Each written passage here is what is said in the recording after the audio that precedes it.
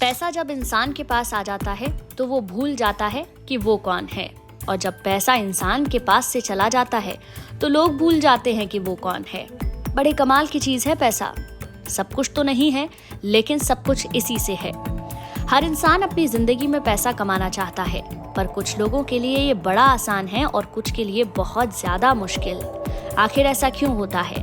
कुछ लोग लगातार पैसा कमाते जा रहे हैं और कुछ लोग तमाम कोशिशों के बाद भी पैसे को बचा नहीं पा रहे हैं। ऐसी बहुत सारी किताबें हैं जो पैसे के बारे में हमें बताती हैं, इन्वेस्टमेंट के बारे में बताती हैं, लेकिन एक किताब है जो बड़े से बड़े बिजनेसमैन ने जरूर पढ़ी है, और आज इसी बुक को हम समराइज करके आपको बताने जा रहे हैं। वो किताब है मॉर्गन हाउसेल की साइकोलॉजी ऑफ मनी। अगर इस बुक को आपने सही ढंग से समझ लिया तो पैसे को लेकर आपकी सभी तरीके की प्रॉब्लम दूर हो जाएंगी। इसीलिए बिल्कुल भी वीडियो को स्किप ना करें और वीडियो को आखिर तक देखें। लेकिन अगर आपने अब तक हमारे चैनल को सब्सक्राइब नहीं किया है तो चैनल को सब्सक्राइब कर दें, साथ ही बेल आइकन को भी प्रेस कर दें।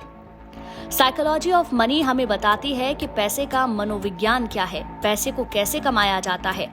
यूं तो इस किताब में राइटर ने कई सारी कहानियों के जरिए पैसे के मनोविज्ञान को समझाया है, लेकिन मैंने इस किताब को आपके लिए समराइज किया है। तो चलिए 5 पॉइंट्स में समझते हैं कि साइकोलॉजी ऑफ मनी क्या कहती है।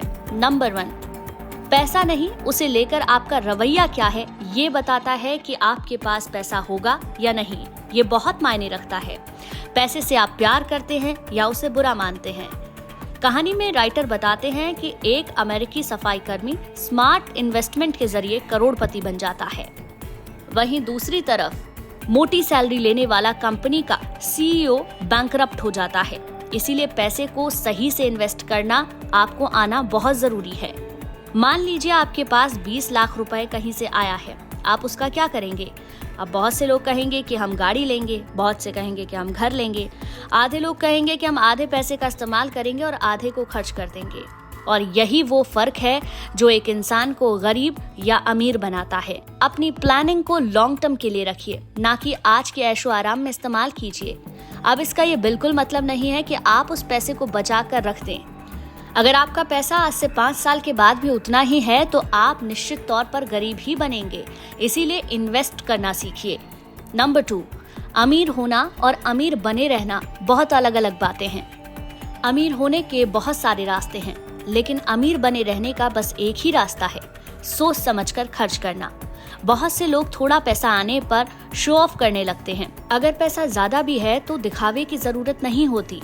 आप उसी पैसे को किसी बिजनेस, स्टॉक मार्केट या फिर प्रॉपर्टी में इन्वेस्ट कर सकते हैं, जिससे आपके लिए एक और इनकम का सोर्स जनरेट हो। अपने आप को डाइवर्सिफाई करना बहुत ज्यादा जरूरी है, तभी जाकर आप अमीर बने रह सकते हैं। पैसे और कामयाबी को संभालना भी हर किसी के बस की बात नहीं होती है। कितने ही लोग दिवालिया हो जाते हैं। पैसे के मैनेजमेंट का बिगेस्ट एग्जाम्पल दोनों अंबानी ब्रदर्स ही हैं। एक तरफ मुकेश अंबानी हैं, जो एशिया के सबसे अमीर बिजनेसमैन हैं, और दूसरी तरफ अनिल अंबानी, जो दिवालिया होने की कगार पर हैं। नंबर 3, संपत्ति वो है जो नजर नहीं आती है।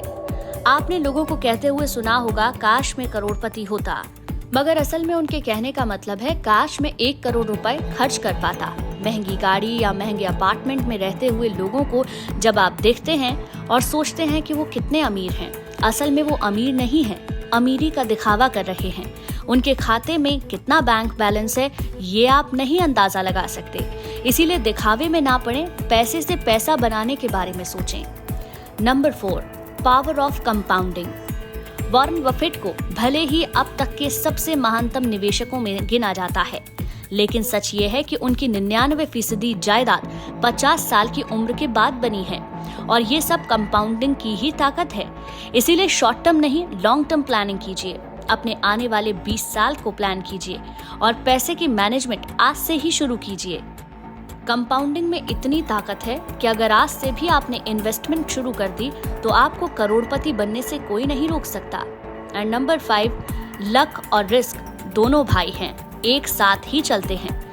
राइटर बताते हैं 1968 में जब बिल गेट्स पढ़ने जाते थे, उस समय में करोड़ों स्टूडेंट्स पढ़ाई करते थे।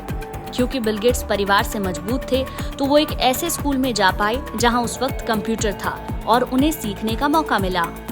बिल गेट्स ने ऑन रिकॉर्ड खुद इस बात को कहा है कि अगर लेक साइड स्कूल नहीं होता तो मेरी कंपनी माइक्रोसॉफ्ट भी नहीं होती।